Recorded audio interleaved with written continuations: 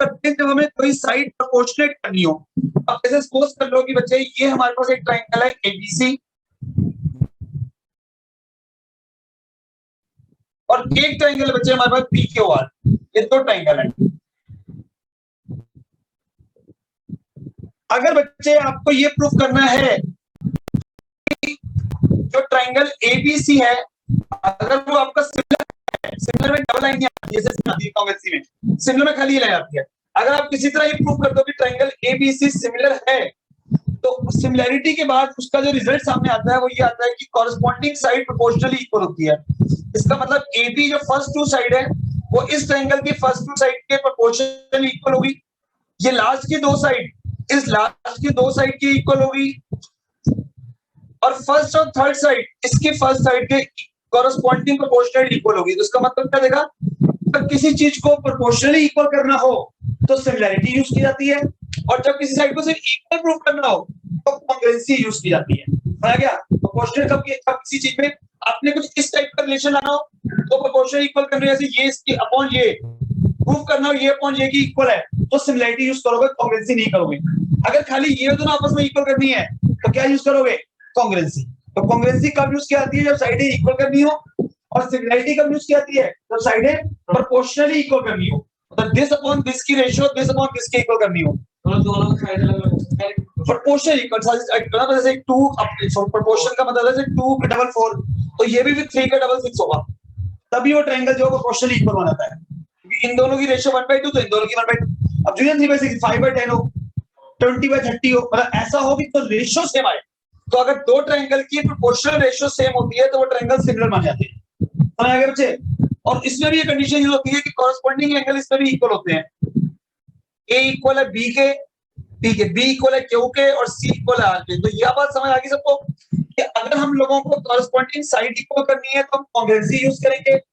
अगर हमें corresponding side proportionally equal करनी है तो हम उसको सिमिलैरिटी यूज करेंगे। या फिर इस तरह से भी अगर कुछ ऐसा कंसेप्ट है जैसे क्रॉस मल्टीप्लाई करो तो क्या रहे AB into Q R PQ into BC। तो ऐसी चीजों को मैथ्स की लैंग्वेज में रेक्टेंगुलर रिलेशन कहते हैं। रेक्टेंगुलर रिलेशन होता है L इंटू B। तो ऐसे L इंटू B का कंसेप्ट बन गया दो साइड का प्रोडक्ट। तो कभी भी आपको रेक्टेंगुलर रिलेशन प्रूव करना हो या साइड प्रोपोर्शनल करनी हो तो सिमिलैरिटी यूज करोगे, कॉन्ग्रुएंसी नहीं करोगे। तो अगर कभी भी टू प्रूफ में ऐसा कुछ आ जाए कि ये चीज प्रूव करो AB into Q R equal है PQ इंटू BC के, तो ऐसे क्वेश्चनों में हमेशा दिमाग में रखना है कि जब तक आप ट्रायंगल सिमिलर नहीं करोगे तब तक उसकी क्रॉस मल्टीप्लाई नहीं होगी, रेक्टेंगुलर रिलेशन क्या नहीं होगा। तनिष समझ आया मैंने क्या बोला है? समझ आ गया बच्चे? तो कभी भी किसी भी प्रूफ के अंदर आपको एक रेक्टेंगुलर रिलेशन चाहिए हो, दो साइडों का प्रोडक्ट चाहिए हो इक्वल टू दिस, तो ऐसे केस में दिमाग में रखना पड़ता है कि सिमिलैरिटी यूज होगी तभी क्रॉस मल्टीप्लाई करके ऐसा कोई रिलेशन बनेगा। तो बात समझाऊं या क्लियर है? क्लियर हो गया सबको? तो इसका मतलब सिमिलैरिटी कब यूज होती है और अपना कॉन्ग्रुएंसी कब यूज होती है, यहां तक का कांसेप्ट क्लियर हो गया सबको? हाँ जी क्लियर हो गया बच्चे? जहां तक कांसेप्ट क्लियर है अब शुरू करें। सिमिलैरिटी कैसे कैसे होती है, कौन कौन सी कंडीशन से ट्रायंगल सिमिलर होता है? जल्दी बताओ बेटा, यहां तक कांसेप्ट क्लियर तो रब कर दो। Yes sir.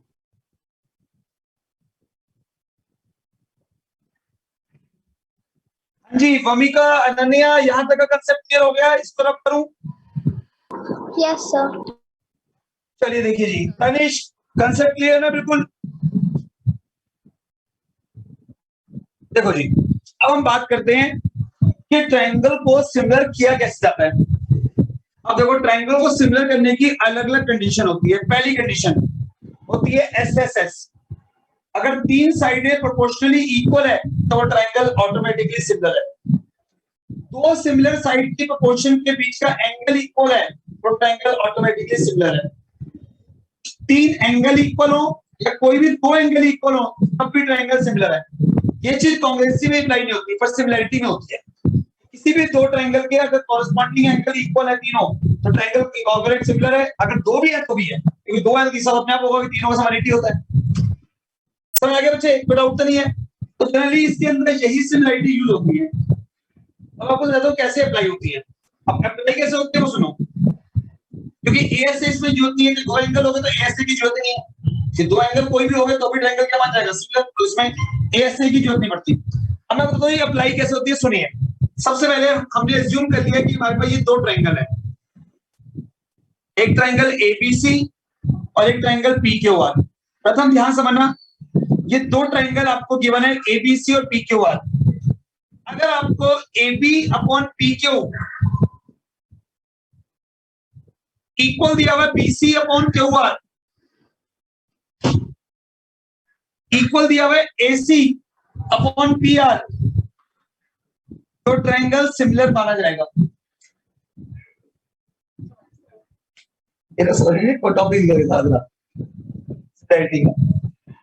देखो जी, ऑनलाइन लाइव क्लास चल रही है, पिछले कैसे कराऊंगा सर ऑनलाइन क्लास।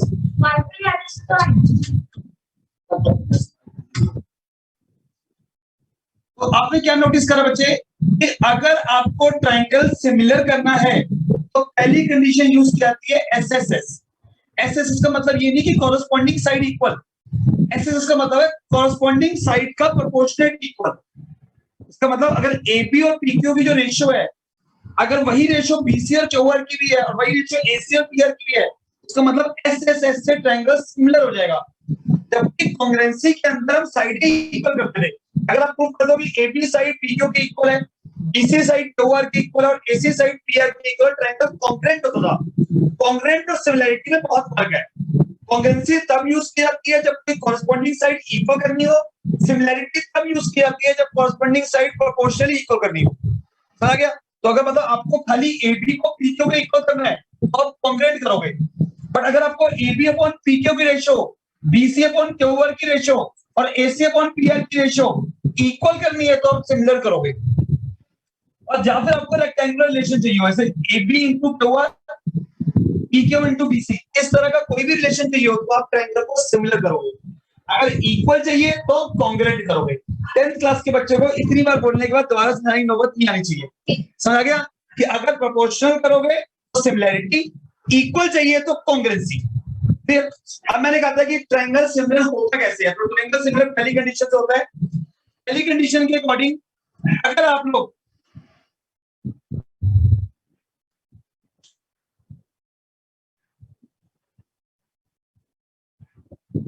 एक सेकंड वेट करना,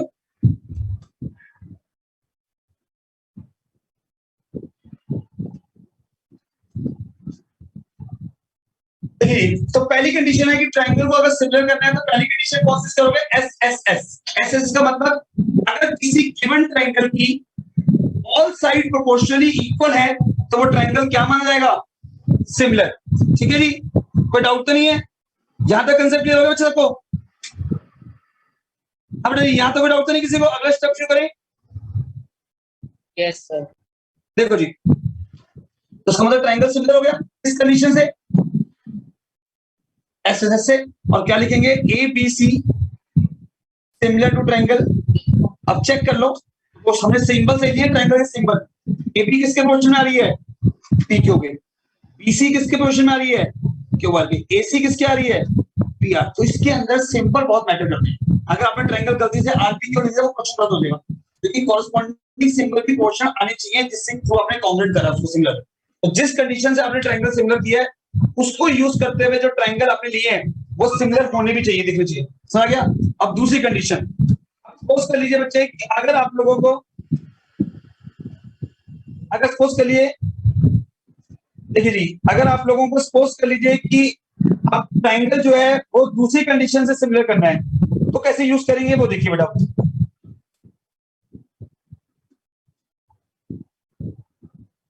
देखिए जी, अब आपको समझा रहा हूं कि दूसरी कंडीशन अगर आपको एंगल साइड से सिमिलर करना है तो कैसे यूज करेंगे, सिमिलरिटी कंसेप्ट। ये देखो बच्चे, अब जैसे सपोज कर लो कि हमारे पास दो ट्रायंगल है और हम लोगों को ये चीज गिवन है। देख ध्यान से बेटा आशीष, ये दो ट्रायंगल है, एक ट्रायंगल आपके पास एबीसी और एक ट्रायंगल है पीक्यूआर। आपको एबी और पीक्यू की रेशियो दी हुई है इक्वल, गिवन है क्वेश्चन में।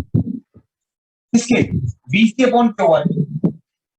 मतलब दो साइडों की रेशियो में प्रोपोर्शनल दी हुई है। और उनके बिटवीन का ये वाला एंगल इसके इक्वल दिया हुआ है, तब भी ट्रायंगल कॉन्ग्रुएंट है, एक्सेप्ट साइड एंगल से। साइड एंगल साइड का मतलब ये नहीं कि ये साइड इस साइड के इक्वल हो, ये वाला एंगल इसके इक्वल हो, ये साइड, वो होता है कॉन्ग्रुएंसी। सिमिलरिटी में इन दोनों की रेशियो के बिटवीन का ये वाला एंगल इक्वल है तो ट्रायंगल को सिमिलर हो गया। इसका ये चीज लिखने के बाद लिखोगे triangle ABC similar to triangle PQR by AO SS. समझ आया कि एसएस और एसएस कैसे लगा? तो ट्रायंगल को सिमिलर करने के लिए दो साइडें अगर आपको प्रोपोर्शनली इक्वल की हुई है, क्वेश्चन में गिवन है, तो उनके बिटवीन का एंगल भी गिवन है, तो आप कह दोगे ट्रायंगल सिमिलर है बाय एसएस से। अगर तीनों साइडें प्रोपोर्शनली इक्वल दी हुई हैं तो आप कह दोगे ट्रायंगल सिमिलर है एसएस से। समझ गया? और तीसरी होती है बच्चे, अगर आपको जल्दी से नोट करिए, अगला करूं शुरू याद है, नोट करिए, तीसरी कंडीशन यूज करें।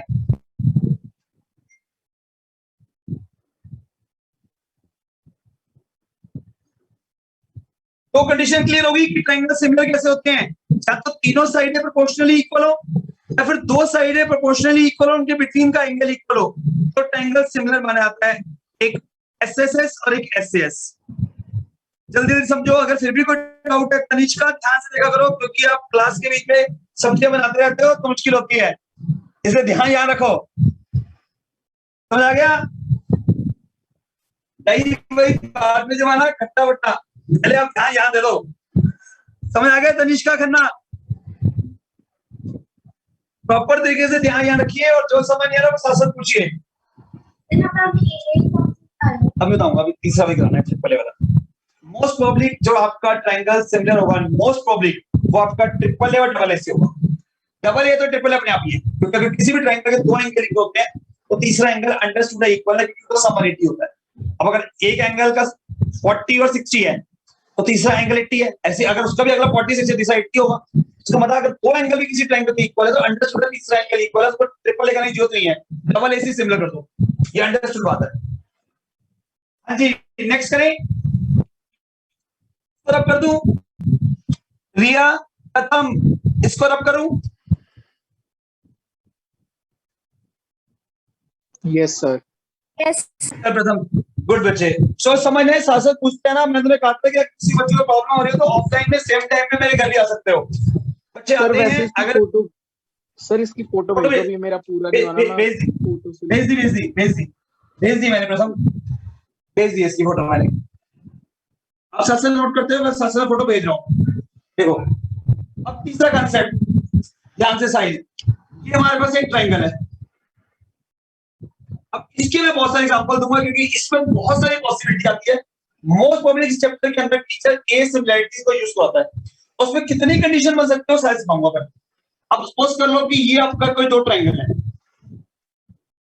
एक ट्रायंगल एबीसी और एक ट्रायंगल पीक्यूआर। सपोज कर कशिश तेरे को ये वाला एंगल दिया 60 का और ये वाला एंगल दिया 60 का, ये वाला एंगल दिया 40 का, ये वाला एंगल दिया 40 का, तो इसका मतलब ट्रायंगल सिमिलर है। बट सिंपल ध्यान से लेना, ए किसके इक्वल है? इसका ए आगे तो इसका आर आगे। पी किसके इक्वल है? तो इसका पी सेकंड में तो इसका पी सेकंड में।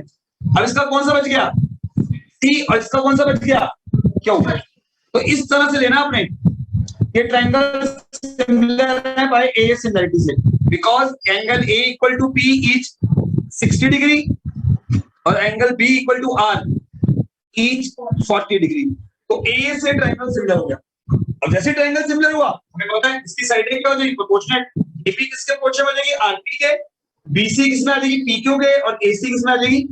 आरक्यू के। तो दो चीजें नोट करना, जब भी ट्रायंगल आपको सिमिलर करना हो, जब भी आपको ट्रायंगल सिमिलर करना हो, तो आप लोगों ने उसमें ये तीन कंडीशन में से किसी एक को यूज करना है, और उसके बाद जब ट्रायंगल सिमिलर हो जाए उसके सारे कॉरस्पॉन्डिंग पार्ट प्रोपोर्शनली इक्वल है और सारे एंगल, ये बातें।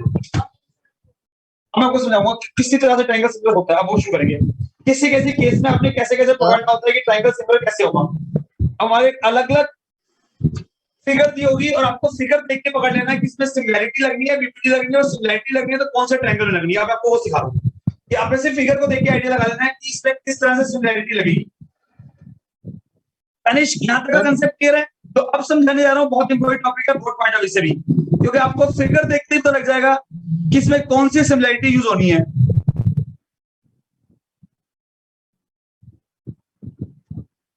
ध्यान से माना, जो आपका टॉपिक है बहुत इंपॉर्टेंट टॉपिक सुनाने वाला हूँ, जो बोर्ड पे बहुत ज्यादा क्वेश्चन रिपीट हुए, मैं आपको 8-10 क्वेश्चन आपको उन्हीं के बेस पे समझाऊंगा, ठीक है? चल थोड़ा ध्यान से देखना।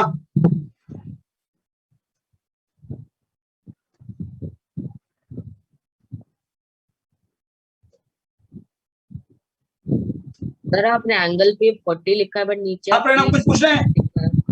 सर आपने एंगल पे 40 लिखा है बट नीचे ईच 60 डिग्री लिखा है। 40 है 60, ये 60 है ना। आर ध्यान से देख, आर इक्वल है ए के, तो यहाँ पे ए आया तो यहाँ भी आर आया। अच्छा सॉरी, यहाँ बी और पी इक्वल, ठीक है? ये देख, ए इक्वल है आर के ई 60, बी इक्वल है पी के ई 40। तो फिर सिंबॉलिक फॉर्म में एंगल ए किसके इक्वल था? एंगल आर के, तो ए पहले प्लेस पे आया तो आर भी पहले प्लेस पे आया। फिर बी 40 है और पी 40 है तो बी सेकंड प्लेस पे आया तो पी भी सेकंड पे आया, बाकी बचा तीसरा अपने आप आ गया। तो ट्रायंगल, दो एंगल इसके इक्वल है तो इससे ट्रायंगल सिमिलर हो गया, ए सिमिलरिटी से। अब मैं आपको समझा रहा हूं, वो देखना आप। तो अब जो मेन कांसेप्ट है जिससे कि आपको पता चलेगा कि बीपीटी लगानी है, जस्ट सिमिलरिटी लगानी है। इसको रब कर दूं, सब नोट कर लिया? हाँ बेटा जी, इसको रब कर दूं?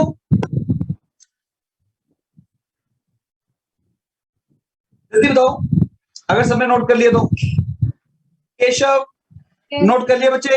देखो जी, अब जो बता रहा हूं ध्यान से मानना, एक बच्चा स्टेप बाय स्टेप। देख बेटा ध्यान से, अगर जिस बच्चों ने पहली एक्सरसाइज समझी थी ना, तो उसने को मैंने एक बात समझाई थी कि ये हमारा एक ट्रायंगल है, ये हमारा एक ट्रायंगल है, ट्रायंगल एबीसी, और इसमें एक लाइन दी है डी पैरेलल है बीसी के। चल अगर हमने सिर्फ इतनी सी बात दी हो ना, तो मेरे दिमाग में सीधा बीपीटी आती है। जब भी आपको दिया हो ए बी सी एक ट्रायंगल है जिसमें डी पैरेलल टू बीसी है, ये वाली साइड दी हुई है 3, ये साइड दी हुई आपको 4, ये आपको दी है 2, ये फाइंड करनी है। हम सोचते बिना ही हम बीपीटी लगा देते हैं, भूल जाते हैं कि बीपीटी में कभी भी बेस की बात नहीं होती, बीपीटी में हमेशा साइडों की बात होती है और हम क्वेश्चन बीच में छोड़ देते हैं। तो आज की बात नोट करना है कि जब भी आपको साइडें निकालनी है तो बीपीटी लगाओ, पर जब भी बेस निकालना है तो सिमिलरिटी लगाओ। अब सिमिलरिटी कैसे लगाओगे सुनो। अब हम लोगों को ये वाला और ये साइड चाहिए, तो मतलब कौन से ट्रायंगल की बात हो रही है? एक ट्रायंगल छोटा और एक ट्रायंगल बड़ा। अब बात आई कि टीचर ने हमें पैरेलल जो कहा, वो पैरेलल उसने हमें कंफ्यूज करने के लिए नहीं दिया, वो चाहता था इस पैरेलल को यूज करते हुए कॉरेस्पॉन्डिंग एंगल इक्वल करो, क्योंकि जब दो लाइनें पैरेलल होती है तो उसके एक ट्रांसवर्सल काटे तो इसके ऊपर का इसके ऊपर का कॉरेस्पॉन्डिंग होता है, समझ गए? जैसे दो लाइनें पैरेलल हैं, उसकी लाइन काट रही है तो इसके ऊपर का और इसके ऊपर का कॉरेस्पॉन्डिंग। 9th में अगर कुछ नहीं क्लियर तो क्लियर कर लो, टाइम है सीखने का, कुछ नहीं। तो ये क्या होगी? कॉरेस्पॉन्डिंग। इस ट्रायंगल की एंगल बी के इक्वल, अब एक एंगल और चाहिए, ए दोनों में कॉमन, तो A B A D E similar हो गया किसके? एबीसी के। ए सिमिलरिटी से कैसे? दोनों में ए कॉमन, छोटे ट्रायंगल में भी आ रहा है, बड़े ट्रायंगल में भी आ रहा है, और इसका डी और इसका बी कॉरेस्पॉन्डिंग। तो टीचर ने यहाँ पे आपको पैरेलल क्यों दी? जिससे आप बीपीटी में कंफ्यूज हो जाओ, क्योंकि वो चाहता है कि पैरेलल को यूज करते हुए कोई एक एंगल इक्वल कर लो जिससे कि ट्रायंगल सिमिलर हो जाए। अब यहाँ पे आप कैसे करोगे? क्योंकि बेस निकालना है तो आपने दो ट्रायंगल ले लिया, triangle ADE and triangle ABC, इसलिए दोनों में ए कॉमन और इसका डी और इसका बी कॉरेस्पॉन्डिंग, क्योंकि लाइन पैरेलल दी है। इसका मतलब ट्रायंगल एडीई किसके सिमिलर हो गया? ट्रायंगल एबीसी के। सिमिलर होते ही साइडें क्या रहती है? प्रोपोर्शन। एडी किसके प्रोपोर्शन में आ गई? एबी के। डी किसके प्रोपोर्शन में आ गई? और यहीं तक के बीच में आगे तीसरा लिखने की जरूरत नहीं है। ये देखो एडी कितनी दी हुई है इस क्वेश्चन में? 3। पूरे एबी कितनी दी हुई है? 7। डी कितनी दी हुई है? बीसी कितनी दी हुई है? क्रॉस मल्टीप्लाई कर, क्या आ गई एक्स की वैल्यू? चल गई। तो क्या देखा कि जब बेस निकालने हैं तो क्या यूज करा? सिमिलैरिटी। अगर साइडें निकालनी होती तो क्या निकालते? पीपीटी। ये यही जो होता है टीचर दिमाग, जो बच्चा रट रहा है मैथ्स वो नहीं कर पाएगा, जो समझ रहा है वो कर लेगा। कि हम लोगों को पैरेलल दिया होता पीपीटी में भी, बीपीडी में ज्यादा जब दो लाइनें पैरेलल होती है तो साइडें प्रोपोर्शनली होती है, बट यहाँ तो बेस की बात कर रहा है तीन साइड की, तो उसके लिए पैरेलल लाइन का यूज क्यों पड़ रहा है? क्योंकि कोई एक एंगल मिल जाए, क्योंकि एक एंगल दोनों में कॉमन है, और दूसरा इसका डी इसके बी के इक्वल है कॉरस्पॉन्डिंग। समझ आया कि नहीं आया? जल्दी बताओ तनिष, तनिष्का, ज्वेल, क्लियर हुआ? डाउट है? क्लियर हुआ? तो याद आ गया, साइडें निकालनी है तो क्या लगाओगे? बीपीडी। बेस निकालना तो क्या लगाओगे? सिमिलैरिटी। समझ आ गया बच्चे? जल्दी करिए, अगला करें।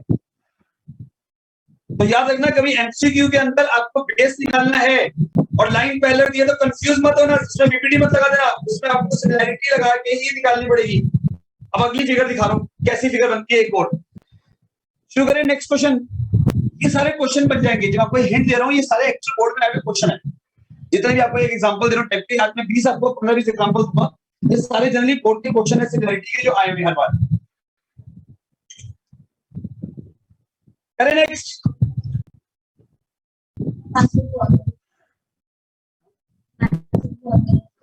आज तो फायदा हो रहा है, स्कूल नहीं जा रहे हैं, पता नहीं कितने हो रहे हैं, और तो साले उतरे बच्चों के सर ये तो एक ही बात करके आओ। में चलेगी उससे बड़ी बात क्या है? कहते हैं कि उन्होंने पहले 18 घंटे बैठ के बोर्ड पेपर दिए, जब भी उन्होंने बोर्ड पेपर बन गया उसका और बोर्ड पेपर आंसर में इंटरनल निकल गया। बेटा एक छोटी बात है, एक बच्चों के पहले बोर्ड के एग्जाम होते हैं, उस समय को होती है, तुम लोग रात को 12 बजे उठते हो ना सो के सुबह, वो देखना। हाँ मैं तो सुबह घंटा उठता हूँ, आज उठा हमारा और जो तुम ऑनलाइन क्लासेस ले रहे हो स्कूल की, हमें बताओ क्या ले रहे हो? स्कूल की नहीं, उसका मतलब क्या हो रहा है? बस आया तो ले रहा।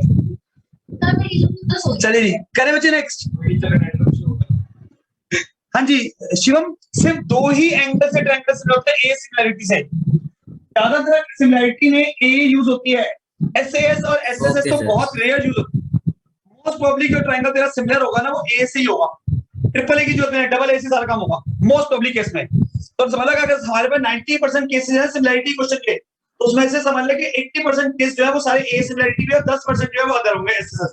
तुम्हें सिर्फ एंगल ढूंढना है और टीचर की सोच में पकड़ना है। टीचर ने पैरेलल लाइन को दी, बस वो आपको हर बार कुछ हिंट देगा, पर आपको उसकी हिंट में पकड़ना है। यही मैथ्स है उनका, जो 10th का मैथ्स है ज्योमेट्री के चैप्टर। अगला देखो एग्जांपल, अब पोस्ट कैसे मैं रब कर रहा हूं, अब ये तुम्हारे दिमाग वाले क्वेश्चन है, तुम्हें देखना नहीं समझना है कि टीचर क्या चाहता है। देखो जी अब नेक्स्ट, अब सेम हमारे पास अगली फिगर है कुछ इस टाइप की। एक टीचर ने कहते हैं दो right angle with the same hypotenuse. अब बच्चे गड़बड़ होते हैं, दो right angle with the same, घबराना नहीं है, ये हो गया दो राइट एंगल। जैसे एक राइट एंगल ये रहा एबीसी, अगर राइट एंगल ये है तो सामने वाला हाइपोटेन्यूज हो गया, दूसरा हो गया डीबीसी। तो two right angle with the same hypotenuse बन गया, एक एबीसी और दूसरा DBC, intersect hypotenuse at P. आपको प्रूव करना है एपी इंटू पीसी इक्वल है पीडी इंटू पीबी के। अब बच्चे नर्वस कि भैया ये कैसे प्रूव करेंगे, घबराना नहीं है, क्या देखना है, रेक्टेंगुलर रिलेशन आ रहा है तो सिमिलर तो करना पड़ेगा।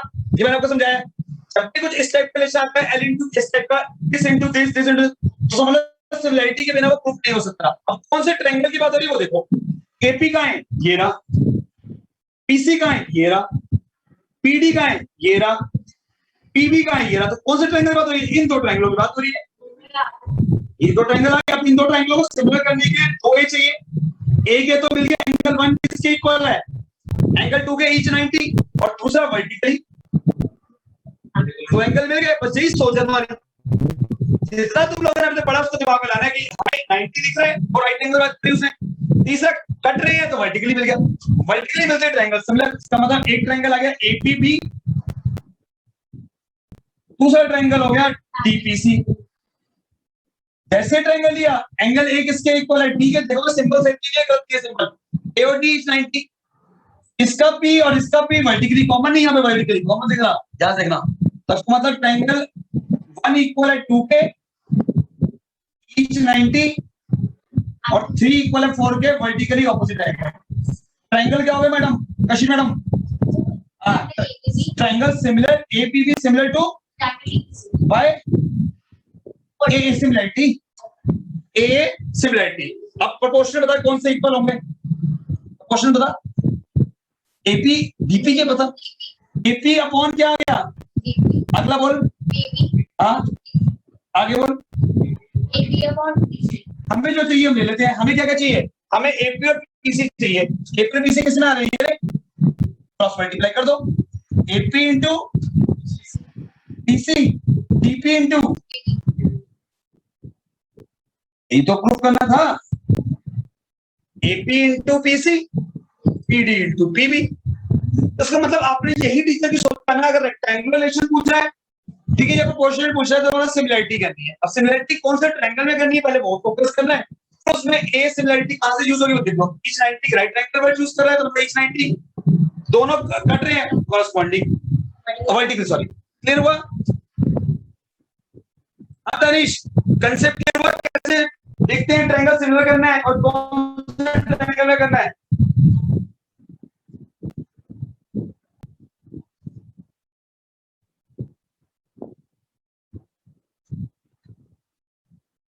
अगला करें,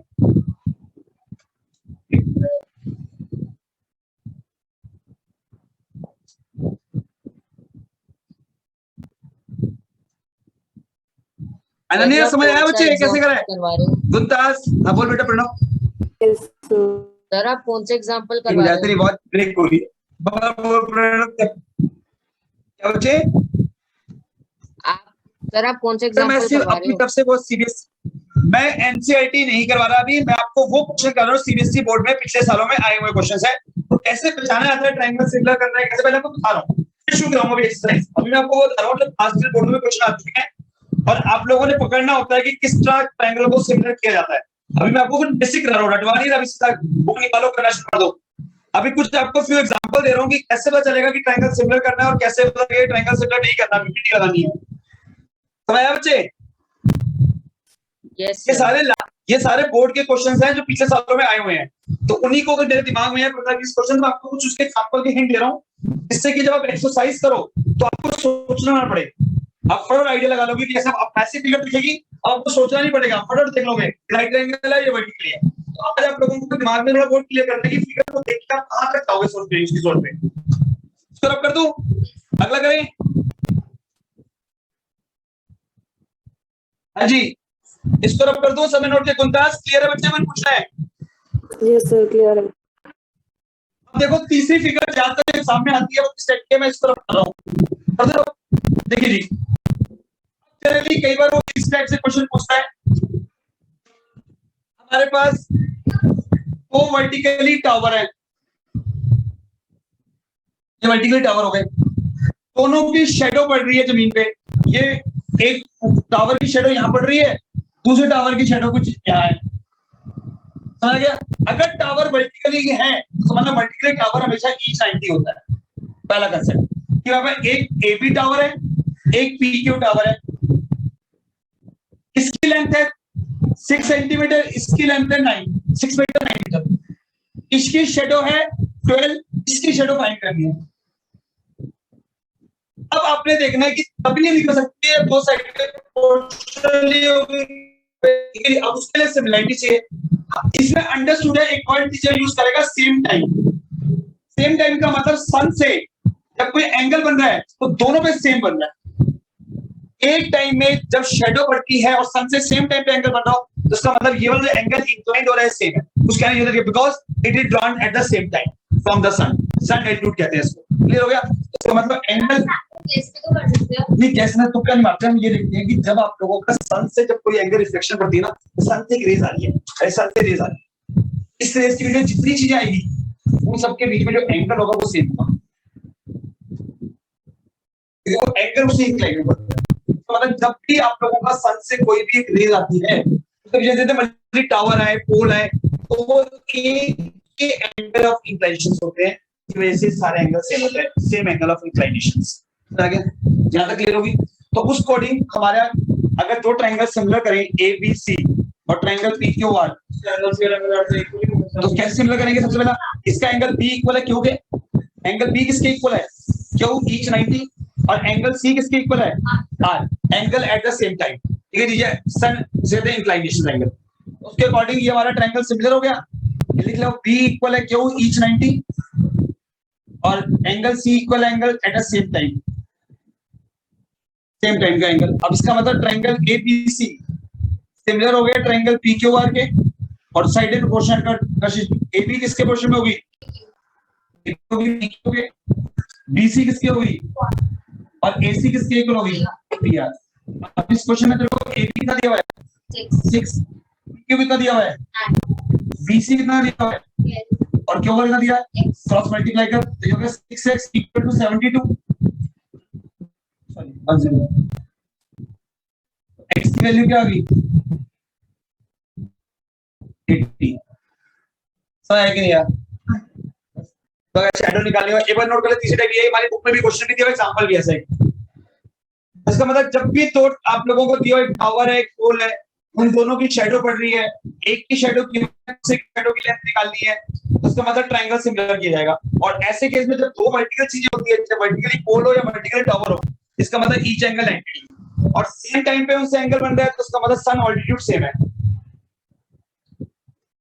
मंजीता क्लियर हुआ, डाउट है? सर क्लियर है। गुड बच्चे। अब एक तो एग्जाम्पल अभी और दूंगा, उसके बाद ही मैं शुरू करूंगा आप लोगों के एनसीईआरटी, क्योंकि जनरली बहुत देखा गया पिछले बोर्ड में कि सिमिलैरिटी के क्वेश्चन एनसीईआरटी से नहीं आए, सिमिलैरिटी क्वेश्चन हमेशा ऐसे बन के आए एक्स्ट्रा क्वेश्चन में।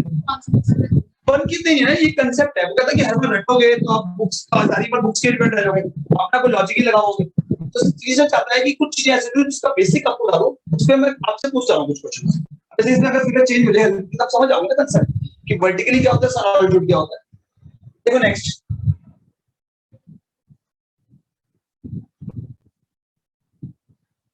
मैं सारे क्वेश्चनों की बुक में अपना फोन पे ग्रुप में फोटो भेज रहा हूँ, किसी ने अगर नोट ना करा तो साथ नोट कर लेना।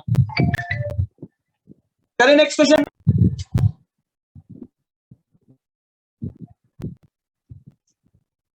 हाँ जी बच्चे, नेक्स्ट क्वेश्चन करें। यस सर, यस सर जी। अब नेक्स्ट क्वेश्चन देखो, जैसे कि कई बार हमें इस टाइप की फिगर आती है, फिगर है हमारे ट्रायंगल का पैरेललोग्राम। अब उसने स्पेसिफाई करा है PQ पैरेललोग्राम, कोऑर्डिनेटर को था बट पैरेललोग्राम बोला तो उसका मतलब कुछ ना कुछ यूज करना टीचर, है कि PQRS इज अ पैरेललोग्राम। ठीक है, यहां तक क्लियर। एक डायगोनल है SQ और एक है M ऑन साइड RQ, ये लिखा हुआ है M is a point on side RQ। आपको प्रूव करना है कि ये आपको नाम PO into OM इक्वल है SO into OQ, ये प्रूफ करना है। जरा प्रूफ करो, अब घबराना नहीं है, आपने बात नोट करनी है। पहले PO किस में आ रहा है, OM किस में आ रहा है, SO किस में आ रहा है, OQ का ये। तो कौन से ट्रायंगल की बात हो रही है, ध्यान समझो। ट्रायंगल कौन सी बात हो रही है, SOP और दूसरा क्या हुआ है। आप कैसे सुनो, पहले दिमाग में ये बात आएगा कि सिमिलर कैसे होंगे। सिमिलर करने के लिए इसका एंगल 1 इसके एंगल 2 के इक्वल, क्योंकि जब दो लाइन होती है ट्रांसवर्सल काटे तो ये दोनों होते हैं ऑल्टरनेट। दो लाइनें जब भी काटे उसको ट्रांसवर्सल, तो ये और ये क्या हो गए ऑल्टरनेट। तो मतलब 18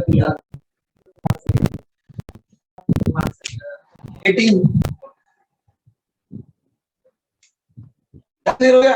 अब इसका मतलब क्या हुआ, एंगल 1 किसके equal, angle alternate angle. Angle 3 किसके इक्वल है,